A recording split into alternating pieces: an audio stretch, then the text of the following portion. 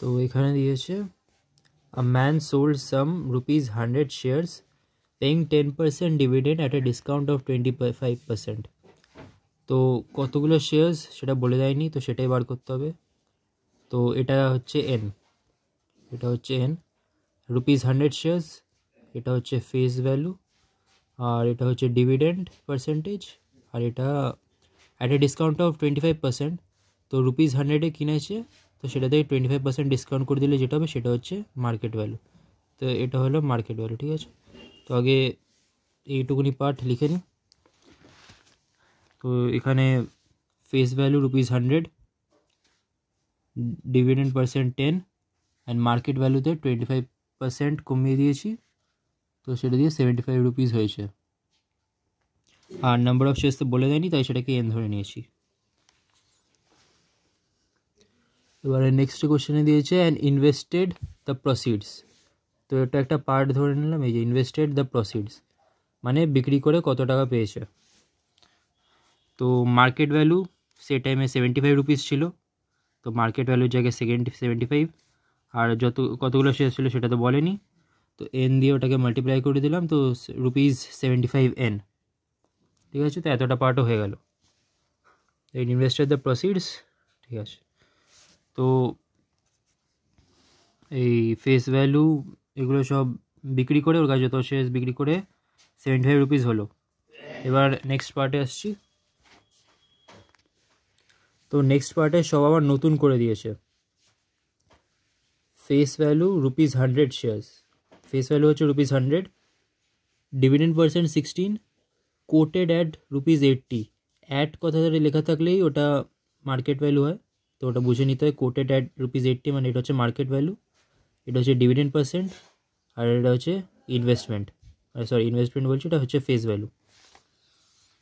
তো ও যত টাকা আগে পেয়েছিল সেটাই হচ্ছে এবার ইনভেস্টমেন্ট, কারণ যতটা প্রসিড করেছে সেটাকে আবারও লাগাচ্ছে। তো investment 75n, face value 100, dividend percent 16, market value 80। এই এতটা পুরো কোশ্চেনেই দেওয়া ছিল, আর শুধু ইনভেস্টমেন্টটা আমরা আগের যা বিক্রি করে পেয়েছি সেটাই নিয়ে নিয়েছি। তো এবার আবার কোশ্চেনটা আসি। তো এই পার্টটাও করে নিলাম, এই ₹100 থেকে এতটা, তো অলমোস্ট ম্যাক্সিমাম কোশ্চেন হয়ে গেছে। তো এবারে বলেছে thus increased his income by ₹2000। তো ইনকামের ডিফারেন্স ₹2000 বলেছে। তো আমরা জানি অ্যানুয়াল ইনকাম বের করতে গেলে আমাদের কী কী লাগে, নাম্বার অফ শেয়ার্স, রেট, আর ফেস ভ্যালু।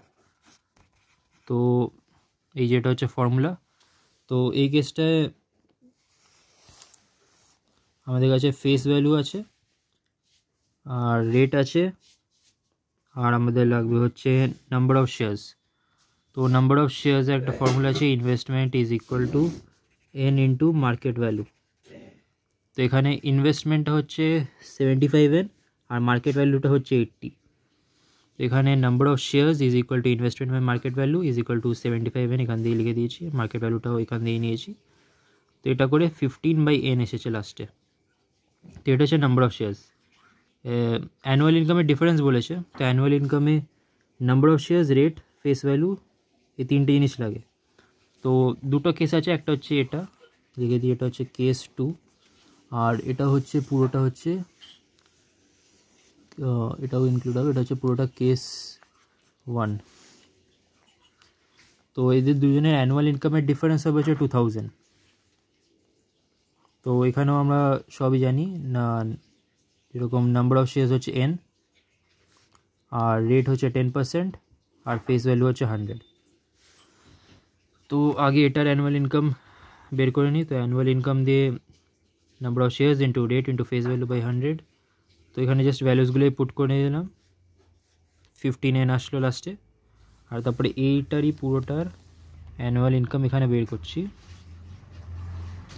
এখানে এন তো বলেছিলাম, এই যে let the number of shares be N শুরুতে ধরেছিলাম, তো সেটাই এন। আর রেটেও এখানে শুরুর দিকেরই সব ভ্যালু দিয়েছি, যে 10%, এখানে শুরুর দিকে ভ্যালু বলে, তো এটা 10n এসছে। আর 15n হচ্ছে এটার অ্যানুয়াল ইনকাম, আর এটার 10n, ঠিক আছে। তো এই দুটোর difference 15n minus 10n is equal two 2000 বলেছে, ইনক্রিজ বাই 2000, তো 2000ই বাড়বে। আর এখানে 5n দিয়ে এরমভাবে ক্যালকুলেট করে নিলাম, number of shares is equal two 400। তো এনটা বেরোলো 400। তো এবার যদি সেকেন্ড কেসটা নাম্বার অফ শেয়ার্স বার করতে যাই তাহলে এন কত বেরিয়েছে 400। তো 15/16 ইন্টু 400। আর একদম শুরুতে নাম্বার অফ শেয়ার্স হচ্ছে 400 শুরু। আর কোশ্চেনে শুধু একদম শুরুর দিকেরইটাই চেয়েছে যে কতগুলো সেল করেছে, তাই শুধু এনের ভ্যালুটা লিখে দিয়েছি।